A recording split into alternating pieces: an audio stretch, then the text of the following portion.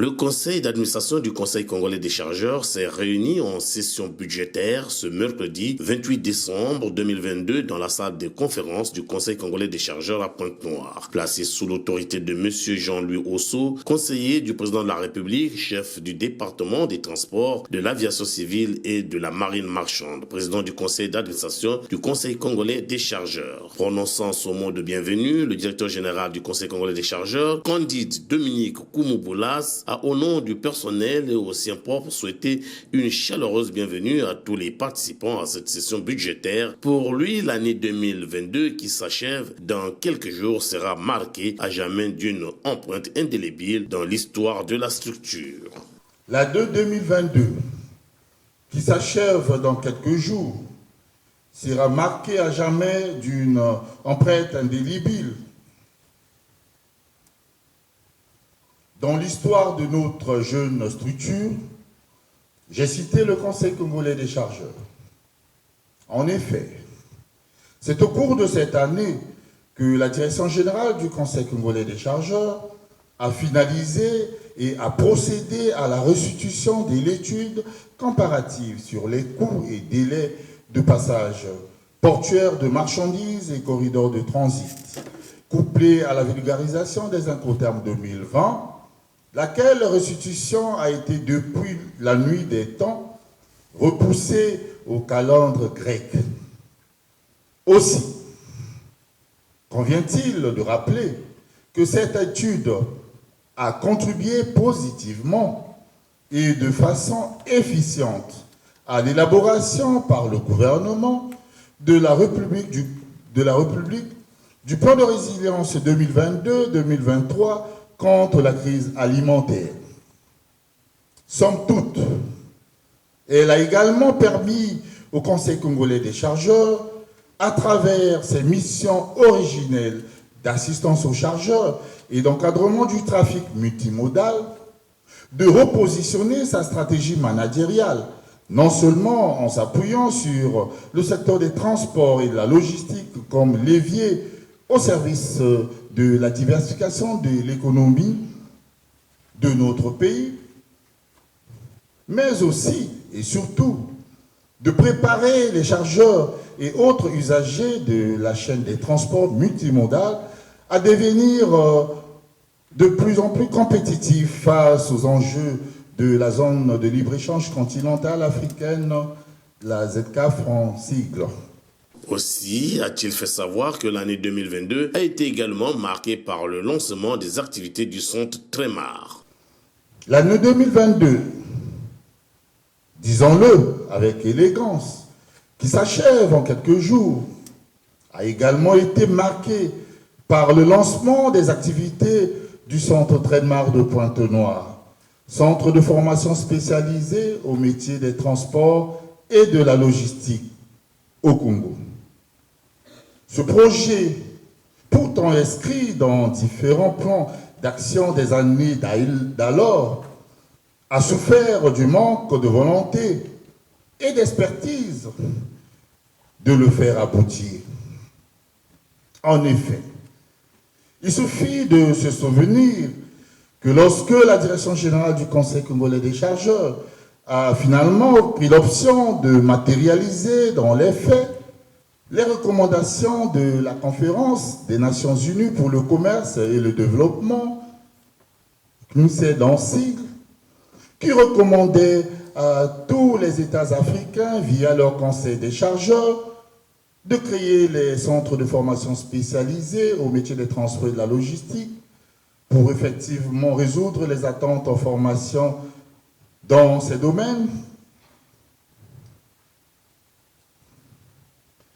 Cela apparaissait aux yeux de beaucoup d'observateurs comme un rêve sans lendemain. Ainsi, il convient de préciser que ce projet noble, important, stratégique et prometteur, qui permet de professionnaliser la formation au métier des transports et de la logistique au Congo, a été rendu possible grâce au comité de pilotage stratégique mis en place par le président du conseil d'administration du Conseil congolais des chargeurs, j'ai cité le conseiller Jean-Louis Osso, ici présent. Monsieur le PCA, au nom de l'ensemble du personnel du Conseil congolais des chargeurs et en mon nom propre, nous vous disons tout simplement merci. Au cours de la session, les participants ont abordé plusieurs questions, notamment celles relatives aux finances et au budget. Le budget étant l'expression d'une politique par les chiffres. Le projet de budget exercice 2023, soumis à votre approbation, est arrêté en ressources à la somme de 7 674 339 888 francs CFA et en emploi à la somme de 7 888 726 366 francs CFA.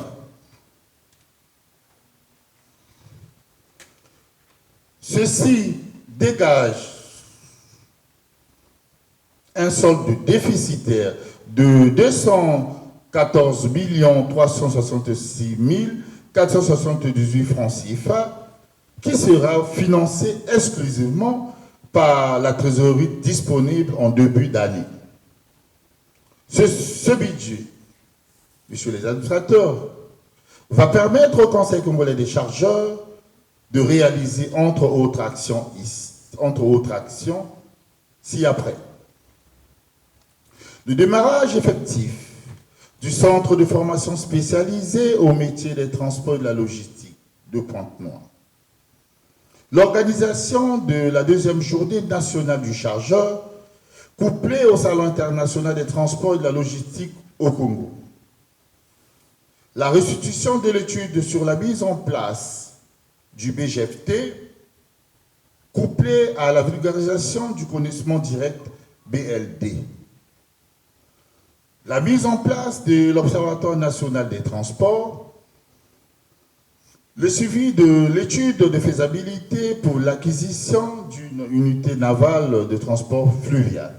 Un communiqué final a sanctionné les travaux de la session budgétaire du conseil d'administration, à la clé une motion de soutien à son Excellence Denis Sassou Nguesso, président de la République, chef de l'État. Considérant la volonté du gouvernement de la République, sous la conduite éclairée de son Excellence Denis Sassou Nguesso, président de la République, chef de l'État, à promouvoir les échanges commerciaux en vue du développement économique de notre pays. Considérant le rôle de catalyseur que joue le secteur des transports et de la logistique, auquel s'intègre le Conseil congolais des chargeurs, dans son rôle d'interface entre les acteurs économiques et les pouvoirs publics pour la promotion du commerce international. Considérant la pertinence des engagements de son Excellence, Denis Sassou Nguesso, président de la République, chef de l'État, contenu dans son programme de société intitulé « Ensemble poursuivons la marche », à partir desquels le Conseil congolais des chargeurs inspire sa politique d'assistance aux chargeurs et partant la diversification de ses ressources. Considérant la détermination de son Excellence, Denis Sassou Nguesso, président de la République, chef de l'État, pour sa dextérité à consolider la paix en République du Congo. Nous, membres du conseil d'administration du Conseil congolais des chargeurs, réunis en sa session budgétaire du mercredi 28 décembre 2022 dans la salle de conférence du Conseil congolais des chargeurs à Pointe-Noire, exprimons solennellement notre soutien à son Excellence, Denis Sassou Nguesso, président de la République, chef de l'État et premier logisticien du Congo, pour sa vision éclairée pour le développement de l'économie nationale. Nous lui rendons un vibrant hommage. Enfin, est intervenu le mot de clôture du président du conseil d'administration, Jean-Louis Osso. Monsieur le directeur général, vous avez par devant vous tous les éléments avec lesquels nous devions, les membres du conseil d'administration, les administrateurs, nous revoir pour pouvoir examiner, contrôler, inspecter les grandes orientations qui ont été émises ce jour afin d'afficher le travail constant, le travail pérenne que nous devons faire. Lorsque nous l'avons fait dans ce sens, nous avions respecté effectivement les grandes orientations de son Excellence Denis Sassou Nguesso, président de la République, dans le cadre de son programme d'action. Ensemble, poursuivons la marche. Ainsi, je déclare clos les travaux de la session budgétaire 2023. Je vous remercie.